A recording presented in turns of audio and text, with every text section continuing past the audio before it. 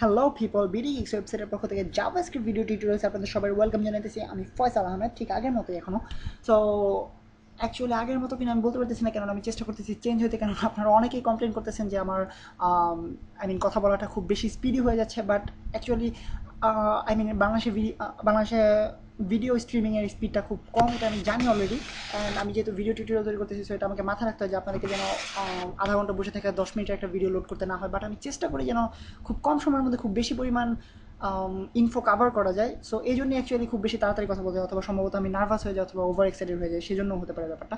So actually excuse না দেখি আমার আপনার কাছে সরি বলা উচিত যে আমি খুব দ্রুত কথা বলি, এবং আশা করি জিনিসটা আপনারা একটু সহ্য করে নেবেন। সো এখন আমরা দেখবো যে আমরা কীভাবে নিজেদের অবজেক্ট ক্রিয়েট করতে পারি। আমরা আগে টিউটোরিয়াল দেখেছিলাম কীভাবে আমরা অবজেক্ট ইনিশিয়ালাইজার প্রসেসের মাধ্যমে আমরা কীভাবে নিজেদের অবজেক্ট তৈরি করতে পারি, এবং জাভাস্ক্রিপ্টের বিল্ট ইন ফাংশনের বিল্ট ইন অবজেক্টগুলোর সীমানা থেকে, অর্থাৎ একটা লিমিটেড এডিশন থেকে আমরা একটা এক্সটেন্ডেড এডিশনে চলে যেতে পারি জাভাস্ক্রিপ্ট প্রোগ্রামিংয়ের ক্ষেত্রে।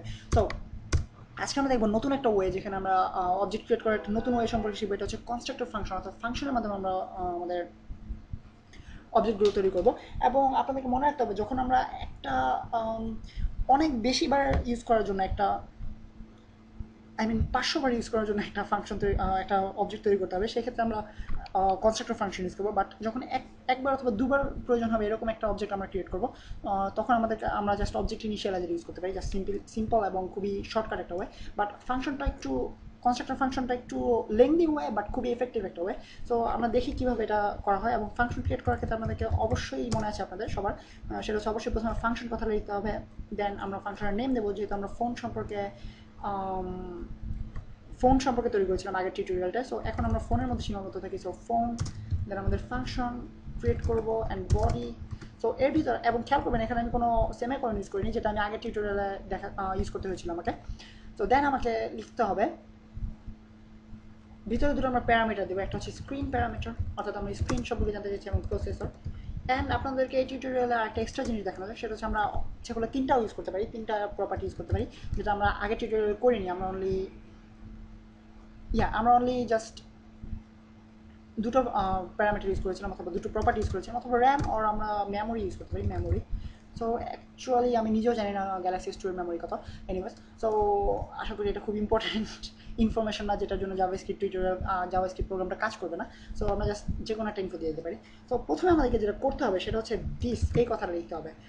অ্যান্ড এই জিনিসটা একটু কনফিউজিং যে দিস আমরা কেন লিখবো, এবং আপনি একটু খেয়াল করেন আমি এরপরে কী লিখি। This screen equals to screen.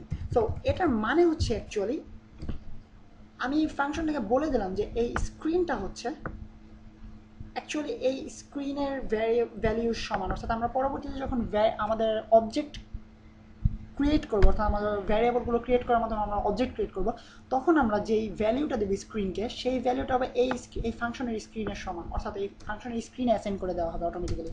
So এই জন্য আমাদেরকে লিখতে হবে this dot screen equals to screen. So this মানে হচ্ছে এটাই, আপনি বুঝতে পারতেছেন ইংলিশ ওয়ার্ডটার অর্থ। সো দিস স্ক্রিন, এই স্ক্রিনটার ভ্যালুটা হচ্ছে আমরা যখন অবজেক্ট ক্রিয়েট করবো তখনকার যে ভ্যালুটা সিলেক্ট করে দিব সেই ভ্যালুটা। So just simply this screen equals to screen. একটু উইয়ার্ড লাগে দেখতে, যে কেন আমি এটা লিখে দিতে হবে যে এই স্ক্রিনটা সমান ওই স্ক্রিন। বাট এটা হচ্ছে জাভাস্ক্রিপ্ট যারা তৈরি করেছে তাদের দোষ, আমার কোনো দোষ নেই। So no offence. সো আবার আমাদেরকে লিখতে হবে this dot processor equals to, অবশ্যই processor, then this dot memory equals to memory. তো এখন আমরা আমাদের ফাংশনটা ক্রিয়েট করে ফেললাম। এখন আমাদের অবজেক্ট ক্রিয়েট করা পালা। সো অবজেক্ট ক্রিয়েট করা খুবই সহজ, আগের মতো এত স্টাইল করতে হয় না, এত সেমাইকলন ইউজ করতে হয় না, সেকেন্ড ব্র্যাকেট ইউজ করতে হয় না, জাস্ট সিম্পলি var। বাট তবুও এটার ক্ষেত্রে একটা নতুন সিস্টেম আছে, সেটা আমরা এখনই দেখতে পাবো আইফোন 4। সেটা হচ্ছে আমাদেরকে লিখতে হবে নিউ। এই কথাটা আমাদেরকে অবশ্যই অ্যাড করতে হবে, কেননা আমরা এই ফাংশনটার একটা ইনস্ট্যান্স এখানে তৈরি করতে চাই। এটা হচ্ছে একটা টেকনিক্যাল টার্ম, সেটা হচ্ছে ক্রিয়েটিং অ্যান ইনস্ট্যান্স। একটা ইনস্ট্যান্স তৈরি করা নতুন করে। বাট এটা একটা নতুন অবজেক্ট নয়, এটা একটা অবজেক্টের ইনস্ট্যান্স বলা হয় এটাকে টেকনিক্যাল টার্মে। এটাকে একটা ছাঁচের মতো বলা যেতে পারে, অর্থাৎ ছাঁচ আপনারা নিশ্চয়ই চিনেন। এটাকে এক্স্যাক্টলি বাংলা কীভাবে উচ্চারণ করে আমি নিজেও জানি না, ছাঁচ সাচ। এনিওয়েজ, সো ছাঁচ ব্যাপারটা হচ্ছে একটা ব্লু প্রিন্ট বলা যেতে পারে, যেটা আপনারা হয়তো অনেকে দেখেছেন যে পিঠা তৈরি করার ক্ষেত্রে আমরা আমাদের দেশে ছাঁচ ইউজ করা হয়, যেটার মাধ্যমে আমরা একটা পিঠার মধ্যে অনেক একটা ছাঁচের মধ্যে কাচের অথবা একটা মাটির ছাঁচের মধ্যে ফুল লতা পাতা এইসব আঁকা থাকে, দেন ওটা আমরা পিঠার উপরে রাখি, দেন ওই ডিজাইনটা পিঠার উপরে চলে যায়। সো আমরা একটা ছাঁচ তৈরি করলাম, এখানে ফুল লতা পাতা আঁকা আছে, দেন আমরা এই iPhone 4 ভ্যারিয়েবল অর্থাৎ আমাদের iPhone 4 অবজেক্টে আমরা এই ছাঁচটা দিয়ে একটা প্রিন্ট দিয়ে দেবো। সো এটাতে একটা এটার প্রপার্টিগুলো চলে আসবে, অর্থাৎ ফুল লতা পাতা এটাতেও চলে আসবে। দেন নিউ এর মাধ্যমে আমরা এখানে আমাদের ভ্যালিউগুলো দিয়ে দেবো, আমরা যে ফুল লতা পাতাগুলো চাচ্ছি সেগুলো কীরকম হবে দেখতে সেটা আমরা বলে দেবো। সো ফোনের ভিতরে আমরা স্ক্রিন হচ্ছে আমাদের 3.5 ইঞ্চি, দেন আমাদের প্রসেসর হচ্ছে সিঙ্গেল কোর, দেন আমাদের মেমোরি হচ্ছে 16 GB থেকে শুরু সম্ভবত, সো 16 GB। দেন আবার আমরা এই ছাঁচটা বসাবো আমাদের অন্য একটা অবজেক্টে, সেই অবজেক্টটা হচ্ছে জাস্ট গ্যালাক্সি S2। সো একই ছাঁচ আমরা দুটোতে আলাদা আলাদা ইয়েতে বসালাম, নিউ ফোন, দেন এর ভিতরে আমরা আমাদের প্রপার্টিগুলো লিখবো 4 অ্যান্ড অবশ্যই ডুয়াল কোর, যেটা আমার খুবই ফেভারিট একটা ফিচার এবং খুবই পাওয়ারফুল একটা ফোন এটা। ডুয়াল কোর যদিও এখনও হাতে নিয়ে টিপানোর সুযোগ হয়নি অথবা ভাগ্য কোনোটাই হয়নি। দেন 32 GB আর 16 GB এনিওয়েজ, যেটাই হয়ে থাক 8 GB একটু কমিয়ে দিই, যেহেতু আমি এটা অনেক সুনাম করতেছি, আপনারা পরে আবার ভাববেন আমি গ্যালাক্সি S2 এর কাছ থেকে টাকা পয়সা খাই আপনাদের কাছে অ্যাডভার্টাইজমেন্ট দিতেছি।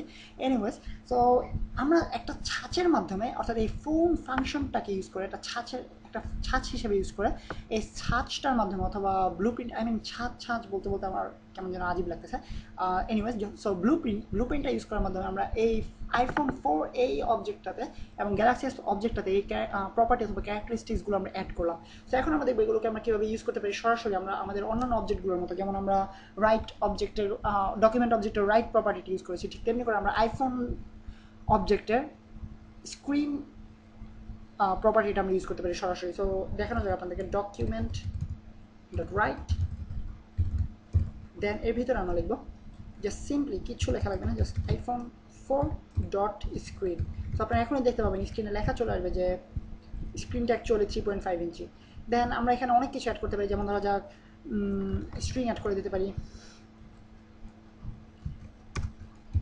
iPhone 4 এর স্ক্রিন, দেন একটা প্লাস সাইন, যেটা আমি আগের টিউটোরিয়ালে সম্ভবত ভুল করেছিলাম, আই মিন প্লাস সাইন দিতে ভুল করেছি, প্লাস সাইনটা আমি কোনো কারণে দিইনি।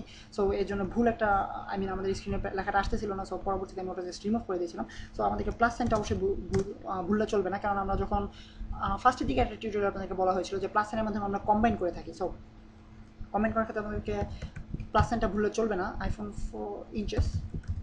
সো এখন যদি আমি লেখাটাকে প্রিন্ট আউট করি, আপনারা দেখতে পাচ্ছেন iPhone 4 এর স্ক্রিন 3.5 ইঞ্চেস, যেটা একটু আজীব লাগতেছে দেখতে কারণ আমি স্পেস অ্যাড করে নাই। সো এখন আপনারা দেখতে পাবেন iPhone 4 এর স্ক্রিন 3.5 ইঞ্চেস। অ্যান্ড দেন আমি আরেকটা তৈরি করতে পারি, জাস্ট সিম্পলি আপনাদেরকে অন্যটার এক্সাম্পল দেখানোর জন্য কপি পেস্ট করলাম, এবং অন্যটার এক্সাম্পল না হলে আমি এটা কপি পেস্ট করতাম, যাই হোক।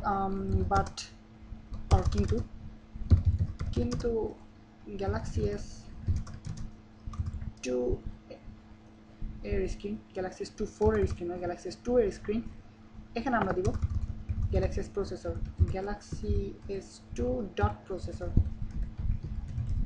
অবশ্যই স্ক্রিন নয়, ডট প্রসেসর। আর আমরা এখানে স্ক্রিন ভ্যালুটা যাচ্ছি, সো প্রসেসর হবে না, স্ক্রিন হবে অ্যাকচুয়ালি।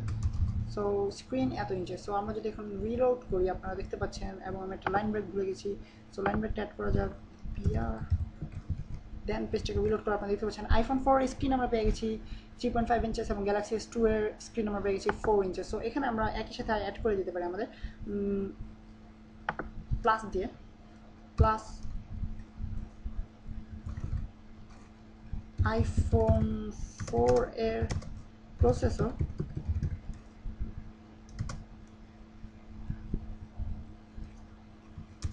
অবশ্যই লাইন ব্রেকটা এখানে হবে না, পরবর্তীতে হবে।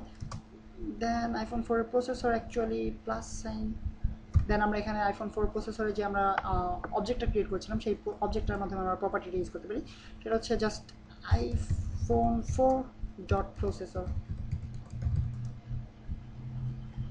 দেন আমি যদি প্লাস, অবশ্যই প্লাস সাইন,